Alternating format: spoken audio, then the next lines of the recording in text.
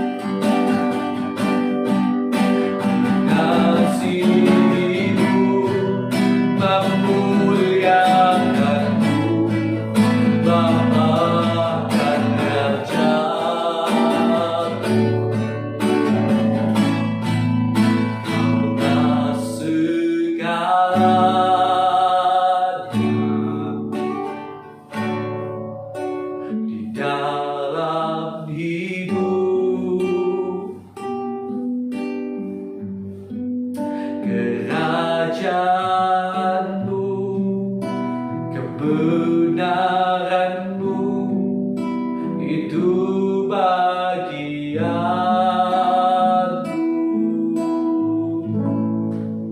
Kaulah yang ku pandang selama hidup,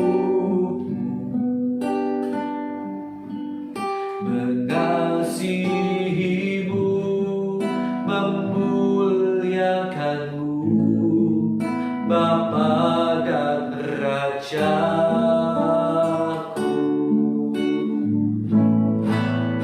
Kaulah segalanya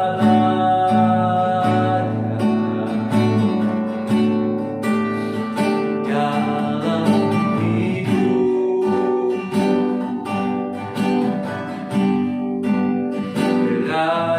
kerajaanmu, kebenaranmu, itu bagian.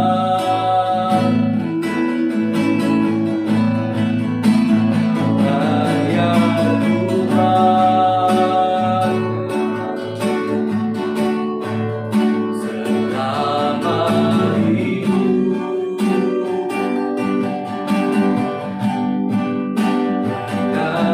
mengasihimu, memuliakanmu, Bapa dan Raja.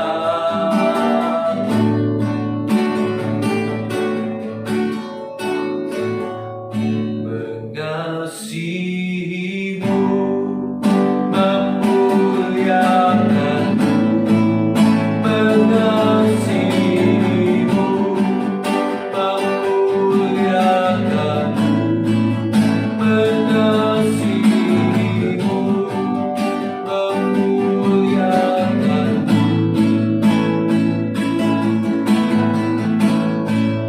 Bapa dan Raja.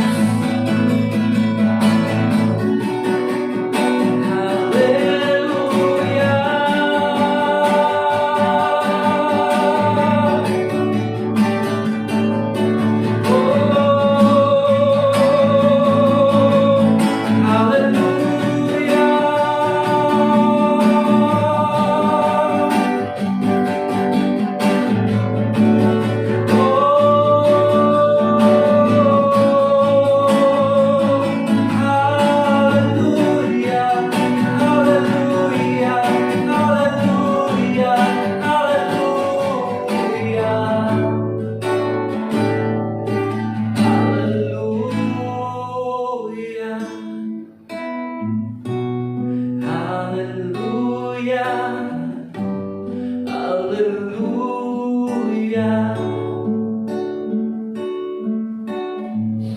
Bertemu muka dengan muka, denganmu Bapa, denganmu Bapa. Oh Yesus, terima kasih Tuhan. Ya Tuhan, bertemu muka dengan muka itu yang kami rindukan. Dengan Engkau, Bapa yang baik, kekasih hati kami. Dan sekarang Bapa, kami mau bersama-sama membaca firman. Berbicaralah lewat ayat-ayat yang kami baca, sehingga kami boleh menangkap sesuatu dan diberkati lewat kebenaran firman. Terima kasih Tuhan. Dalam nama Tuhan Yesus Kristus kami bersyukur. Haleluya. Amin. Puji Tuhan.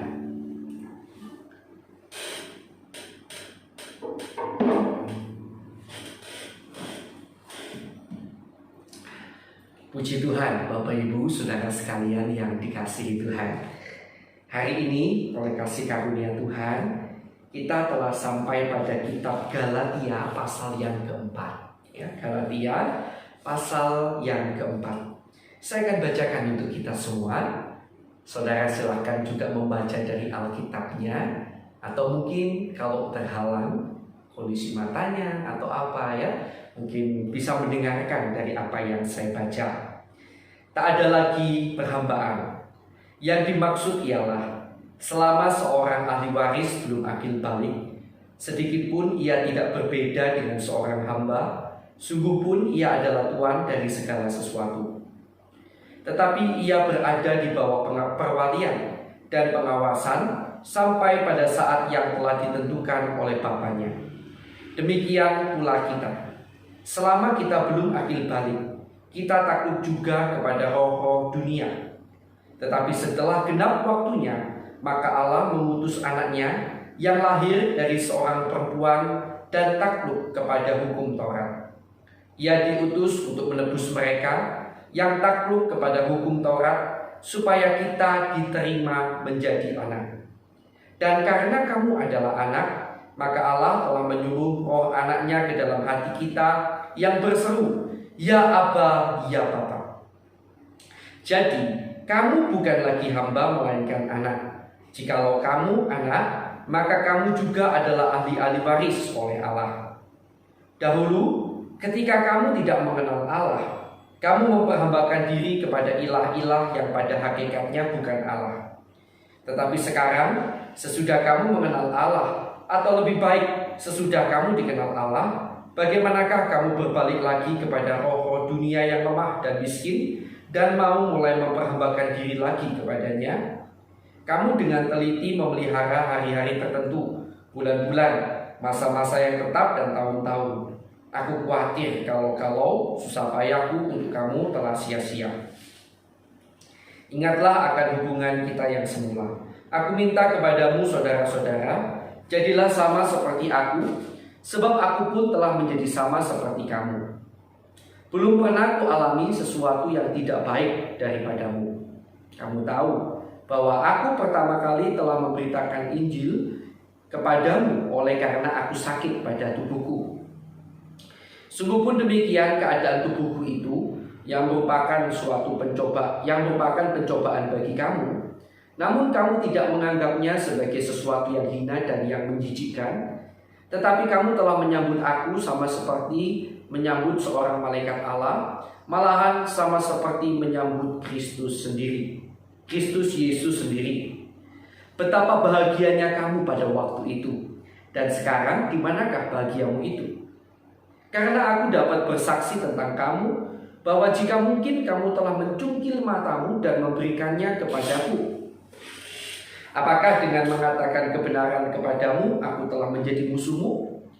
Mereka dengan giat berusaha untuk menarik kamu, tetapi tidak dengan tulus hati, karena mereka mau mengucilkan kamu, supaya kamu dengan giat mengikuti mereka. Memang baik kalau orang dengan giat berusaha menarik orang lain dalam perkara-perkara yang baik, asal pada setiap waktu dan bukan hanya bila aku ada di antaramu. Hai anak-anakku, Karena kamu aku menderita sakit bersalin lagi, sampai rupa Kristus menjadi nyata di dalam kamu. Betapa rinduku untuk berada di antara kamu pada saat ini dan dapat berbicara dengan suara yang lain, karena aku telah habis akal menghadapi kamu. Hagar dan Sarah. Katakanlah kepadaku, hai kamu yang mau hidup di bawah hukum Taurat, tidakkah kamu mendengarkan hukum Taurat? Bukankah ada tertulis bahwa Abraham mempunyai 2 anak, seorang dari perempuan yang menjadi hambanya dan seorang dari perempuan yang merdeka? Tetapi anak dari perempuan yang menjadi hambanya itu diperanakkan menurut daging, dan anak dari perempuan yang merdeka itu oleh karena janji. Ini adalah suatu kiasan. Sebab kedua perempuan itu adalah 2 ketentuan Allah. Yang satu berasal dari Gunung Sinai dan melahirkan anak-anak perhambaan, itulah Hagar. Hagar ialah Gunung Sinai di tanah Arab, dan ia sama dengan Yerusalem yang sekarang, karena ia hidup dalam perhambaan dengan anak-anaknya. Tetapi Yerusalem surgawi adalah perempuan merdeka, dan ialah ibu kita. Karena ada tertulis, bersukacitalah hai si mandul yang tidak pernah melahirkan. Bergembira dan bersorak-sorailah, hai engkau yang tidak pernah menderita sakit bersalin. Sebab yang ditinggalkan suaminya akan mempunyai lebih banyak anak daripada yang bersuami. Dan kamu, saudara-saudara, kamu sama seperti Ishak adalah anak-anak janji. Tetapi seperti dahulu, dia yang diperanakkan menurut daging menganiaya yang diperanakkan menurut roh, demikian juga sekarang ini. Tetapi apa kata nas kitab suci? Usirlah hamba perempuan itu beserta anaknya, sebab anak hamba perempuan itu tidak akan menjadi ahli waris bersama-sama dengan anak perempuan merdeka itu. Karena itu saudara-saudara, kita bukanlah anak-anak hamba-hamba perempuan, bukanlah anak-anak hamba perempuan, melainkan anak-anak perempuan merdeka. Saya akan ajak kita kembali membaca pada ayat yang ke-6 dan ayat yang ke-7. Dan karena kamu adalah anak, ya, Bapak Ibu Saudara dan saya adalah anak Allah, maka Allah telah menyuruh roh anaknya ke dalam hati kita yang berseru, ya Aba, ya Bapa. Jadi kamu bukan lagi hamba, kita ini bukan hamba, melainkan anak. Jikalau kamu anak, maka kamu juga adalah ahli-ahli waris oleh Allah. Nah, untuk membuat saudara memahami ayat ini, izinkan saya memberitahu latar belakang atau konteks penulisan ayat ini. Pada bagian pasal yang keempat ini, Rasul Paulus sedang berbicara kepada jemaat Galatia tentang jemaat Galatia yang mulai tergoda untuk mengikuti hukum Taurat. Dan dengan demikian, mereka berusaha mencapai keselamatan berdasarkan perbuatan, yaitu lewat melakukan hukum Taurat. Padahal di dalam Yesus, mereka mendapatkan keselamatan berdasarkan iman. Ya, nah ada orang-orang tertentu yang berusaha mengembalikan mereka pada hukum Taurat. Ini permasalahan yang timbul di Galatia. Nah, karena itu Rasul Paulus menggunakan kata hamba dan anak. Menurut saya, kata hamba ini berkaitan dengan konteksnya, dan anak, hamba dan anak yang diperbandingkan ini, gambarannya seperti ini. Sebagai hamba, kamu bekerja untuk mendapatkan sesuatu. Ya, hamba itu bekerja untuk mendapatkan sesuatu tentunya. Dalam hal ini keselamatan itu seperti orang yang hidup di bawah hukum Taurat. melakukan hukum Taurat untuk mendapatkan keselamatan. Tetapi kamu bukan lagi hamba, kamu itu adalah anak. Anak itu tanpa perlu bekerja seperti hamba, dia punya hak atas keselamatan. Ahli waris, karena dia adalah ahli waris. Kamu punya hak atas kerajaan surga karena kamu telah menjadi anak. Nah, ini penting ya. Jadi kita ini adalah anak-anak Allah, sekali lagi yang diselamatkan berdasarkan iman dalam Yesus. Jadi dia menjelaskan seperti itu untuk membuat jemaat Galatia paham kedudukannya. Kamu ini kok mau sudah jadi anak balik jadi hamba? Ya, seolah-olah bekerja keras, berjuang untuk mendapatkan keselamatan. Padahal sekarang posisimu sudah anak. Kita ini anak-anak Allah. Ya, nah tetapi begini, tetapi ada orang-orang yang tidak paham Alkitab dengan baik. Karena yang dimaksud Allah bisa jadi berbeda dengan yang kita mengerti. Kalau dalam dunia saat ini kita ada banyak temui anak-anak yang tidak hormat pada orang tua, anak-anak yang tidak menurut pada orang tua, begitu ya. Tetapi ketika Allah bicara tentang anak, konsep Allah tentang anak, pemikiran Alkitab tentang anak, itu berbeda.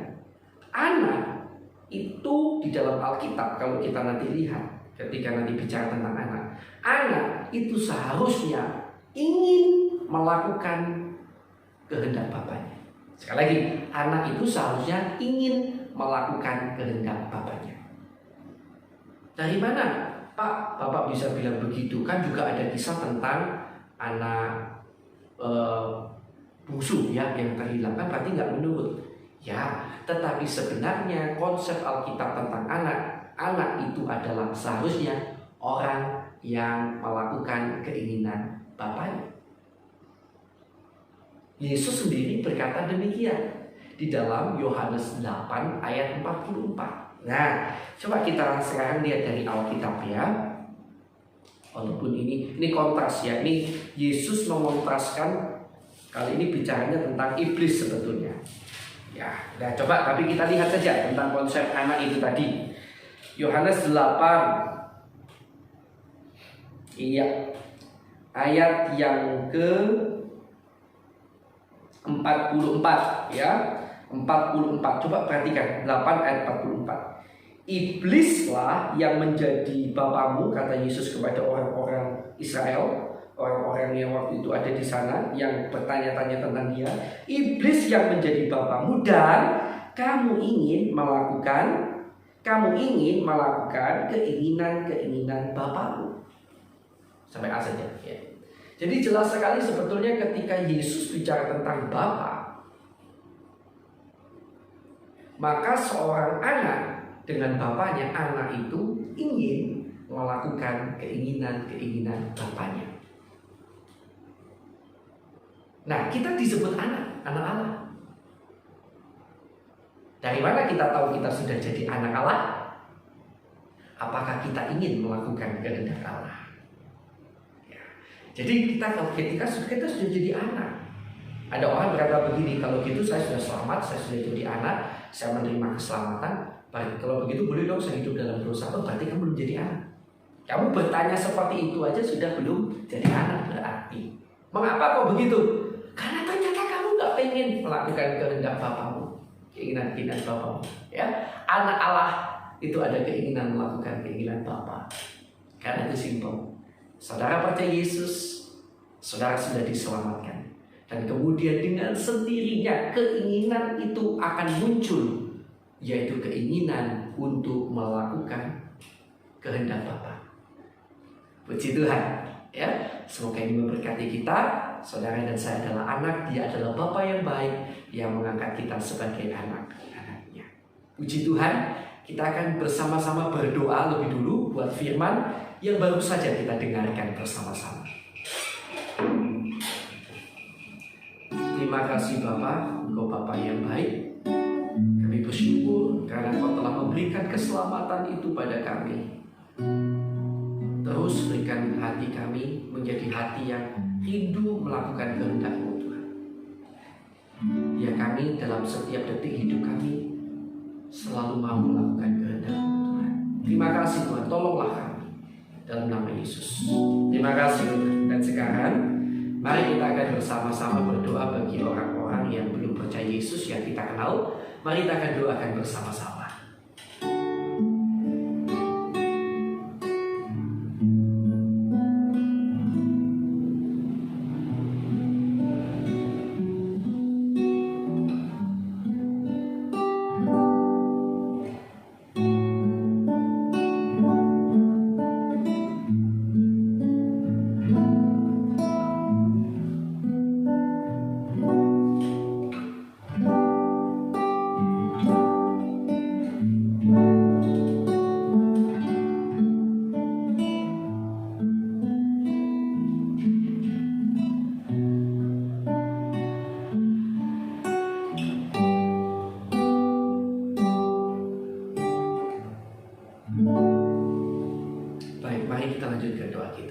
Bapak, kami juga berdoa untuk orang-orang Kristen, saudara-saudara seiman kami di seluruh dunia yang masih menderita siksa dan aniaya, baik itu karena kebenaran firman-Mu maupun karena nama-Mu yang mereka pegang teguh. Tuhan, kami berdoa, kuatkanlah kiranya mereka, dan kiranya Tuhan lepaskan mereka dari segala siksa, derita, dan aniaya yang mereka alami saat ini. Juga berdoa untuk bangsa negara kami Indonesia. Tuhan, kiranya Kau berikan kedamaian, ketentraman, keamanan, berkat-Mu atas Indonesia. Ampuni juga kiranya kesalahan, dosa, pelanggaran bangsa kami, pemimpin bangsa kami, pendahulu bangsa kami, bahkan kami umat-Mu yang ada di Indonesia. Biarlah melalui pengampunan-Mu tercurah berkat-Mu atas bangsa kami. Dan kiranya oleh kasih karunia-Mu Tuhan, penuaian jiwa besar-besaran terjadi di Indonesia. Bukalah jalan bagi pemberitaan Injil, bukalah hati orang-orang yang menerima dan mendengar berita Injil. Terima kasih Tuhan. Kami juga berdoa untuk hamba-Mu maupun semua orang yang disebut sebagai seorang hamba Tuhan, pendeta, penginjil, gembala, guru, orang-orang yang memiliki gelar-gelar teologi, gelar-gelar kependetaan. Tuhan, kiranya Kau memberkati kami dan keluarga kami. Kau memberikan kami dan keluarga kami hati yang tulus, ikhlas kiranya dalam melayani-Mu, untuk hidup, untuk kemuliaan. Dan kiranya Tuhan cukupkan segala yang kami perlukan. Tuhan, perlengkapi kami juga dengan kemampuan-kemampuan yang lebih lagi, agar kami lebih efektif di dalam melayani-Mu. Kami juga berdoa di dalam nama Yesus untuk semua jemaat-jemaat yang kami gembalakan, yang kami layani. Kiranya Kau memberkati hidup nikah, rumah tangga, pelayanan, pekerjaan mereka. Berkati segala yang mereka kerjakan. Tumbuhkan iman, pengharapan, dan kasih mereka. Jagalah kerohanian mereka Tuhan. Dan tolonglah agar tidak ada satupun di antara mereka maupun keluarga mereka yang terhilang, tapi semuanya dijaga sempurna hingga waktu tiba Tuhan. Terima kasih Tuhan. Terima kasih. Kami serahkan jemaat-jemaat yang kami gembalakan, yang kami layani. Haleluya. Dan sekarang Tuhan, kami juga berdoa untuk sahabat, saudara kami di seluruh dunia dimanapun berada yang dalam kondisi sakit, siapapun saat ini yang sakit. Bapa, kiranya Kau jamah, Engkau tolong, Engkau sembuhkan mereka yang sakit ini. Hanya di dalam nama Tuhan Yesus Kristus, kuasa-Mu menjamah, menolong, menyembuhkan mereka. Dan juga kalau ada di antara kami yang hari-hari ini mengalami masalah, kalau masalah-masalah ini terjadi karena kesalahan kami, kiranya Tuhan ampuni kesalahan kami, Tuhan tunjukkan kesalahan kami, dan Tuhan tolong agar kami mampu bertobat. Dan Tuhan, kalau ada rencana-Mu yang indah dalam semua masalah-masalah yang kami hadapi, tolong kami agar kami mampu bertahankan. Kami percaya rencana-Mu selalu indah, melampaui segala masalah yang kami hadapi. Tuhan, di dalam segala masalah yang kami hadapi, kami juga berdoa kiranya Tuhan jadikan kami pemenang, bahkan lebih daripada pemenang. Dan bila masih ada kuasa kegelapan, kuasa iblis yang mengikat anak-anak Tuhan sehingga terus berbuat dosa, kami ikat, kami patahkan, kami usir keluar segala kuasa kegelapan itu hanya di dalam nama Tuhan Yesus Kristus. Kuasa darah Yesus menutup bungkus kami dan keluarga kami. Terima kasih Tuhan. Sekarang saya persilahkan Bapak Ibu Saudara sekalian untuk menaikkan doa permohonan pribadi. Mari kita akan berdoa sama-sama.